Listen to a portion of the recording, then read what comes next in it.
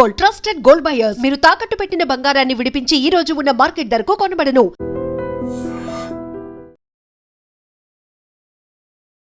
Medaram మహాజాతర almost దగ్గర 2 కోట్ల మంది హాజరైనట్టు ఒక అంచనా. మేడారం మహాజాతర ఆల్మోస్ట్ దగ్గర 2 కోట్ల మంది హాజరైనట్టు ఒక అంచనా అయితే ఉంది. 828 హుండీలు ఏర్పాటు చేసిండ్రు. హుండీ ఆదాయం దగ్గర 20 కోట్లకు చేరే అవకాశం ఉందని అధికారులు కూడా ఒక అంచనా అయితే వేస్తున్నారు. ఇప్పుడు ఆల్రెడీ మేడారం హుండీల లెక్కింపు స్టార్ట్ అయింది. తెలంగాణ కుంభమేళాగా పేరుగాంచినటువంటి మేడారం మహాజాతర ఘనంగా ముగిసింది. ఈసారి జరిగినటువంటి జాతరలో భక్తుల రద్దీ రికార్డు స్థాయికి చేరుకుంది. అధికారుల అంచనా ప్రకారం దాదాపుగా 2 కోట్ల మంది భక్తులు వనదేవతలు సమ్మక్క సారలమ్మను దర్శించుకొని పెద్ద ఎత్తున మొక్కులైతే తీర్చుకున్నారు. జాతరను పురస్కరించుకొని రాష్ట్ర ప్రభుత్వం కూడా భారీగా నిధులు కేటాయించింది. రహదారులు అనుకోండి, తాగునీరు అనుకోండి, విద్యుత్ అనుకోండి, పారిశుద్ధ్యం అనుకోండి, భద్రత అనుకోండి, ఈ అన్ని రంగాల్లో కూడా ప్రత్యేక ఏర్పాట్లు చేయడంతో భక్తులకు కూడా మెరుగైన సౌకర్యాలు అందాయనే చెప్పొచ్చు.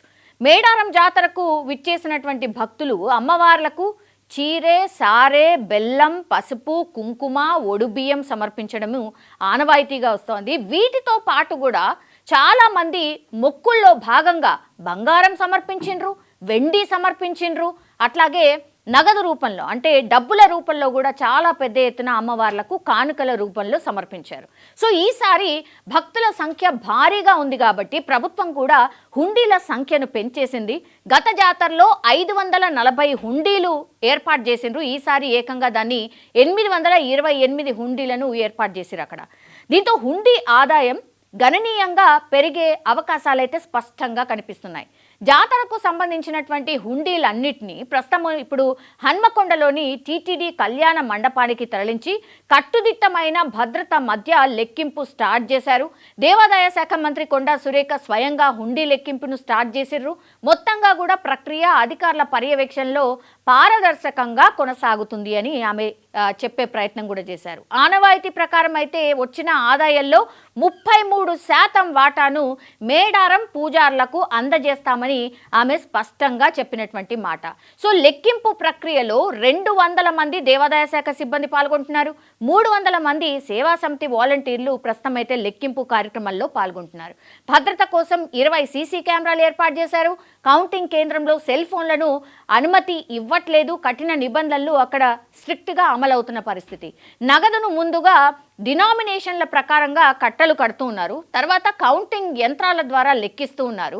ప్రతిరోజు లెక్కించిన మొత్తాన్ని కూడా అదే రోజులో బ్యాంకుల్లో జమ చేసే విధానం కూడా ప్రస్తుతం అమలు చేస్తూ ఉన్నారు.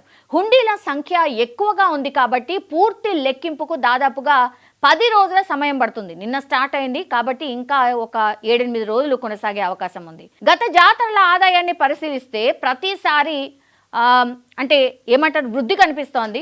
సో 2014లో 4.18 కోట్లు వచ్చాయి ఆదాయం రూపంలో. తర్వాతి జాతరలో క్రమంగా పెరిగి అంటే 2024 జాతరలో ఇది 16.85 కోట్లకు చేరుకుంది. ఈసారి ప్రభుత్వం 251 కోట్లతో భారీ స్థాయిలో ఏర్పాటు చేయడం కావచ్చు, భక్తుల రద్దీ పెరగడం వల్ల కావచ్చు, హుండీ ఆదాయం 20 కోట్లకు చేరుతుందని అధికారులు అయితే ఒక అంచనా వేస్తూ ఉన్నారు. మేడారం అభివృద్ధి సౌకర్యాల పెంపు వల్ల భక్తుల విశ్వాసం మరింత బలపడింది అని అధికారులు కూడా భావిస్తున్నారు. ఇంకా చాలామంది కూడా మొక్కుల రూపంలో అమ్మవార్లకి చిట్టీలో రాసి మరి ఈ మొక్కు ఉందమ్మా తీర్చు అనేటువంటి చాలా పెద్ద ఎత్తున ఆ చిట్టీలు కూడా హుండీలో వేశారు. తర్వాత ఇక్కడ మన కరెన్సీయే కాదు, ఫారెన్ కరెన్సీ, దుబాయ్ కరెన్సీ, ఇట్లా రకరకాల కరెన్సీ నోట్లు కూడా ప్రస్తుతం హుండీలో దర్శనమిస్తున్నాయి. సో మేడారం జాతరలో భాగంగా 251 కోట్లు ప్రభుత్వం ఖర్చు పెట్టింది. దాని తర్వాత ఎవ్రీ టైం జాతర టైంలో ఆదాయం పెరుగుతూ వస్తుంది.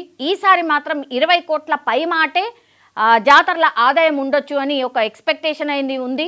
అందులో 33% ఇప్పుడు పూజార్లకు వాటిని ఇవ్వాల్సి ఉంటుంది. సో ఇది మేడారం హుండీ లెక్కింపుకు సంబంధించిన సమాచారం. నిజంగా ప్రస్తుతం ఉన్నటువంటి సమాజం దేనికి ప్రయారిటీ ఇస్తుంది? ఆర్థిక సంబంధాల చుట్టూ మాత్రమే తిరుగుతుంది. మళ్ళీ ఎన్నికలంగానే చాలా విరక్తి కలుగుతాం.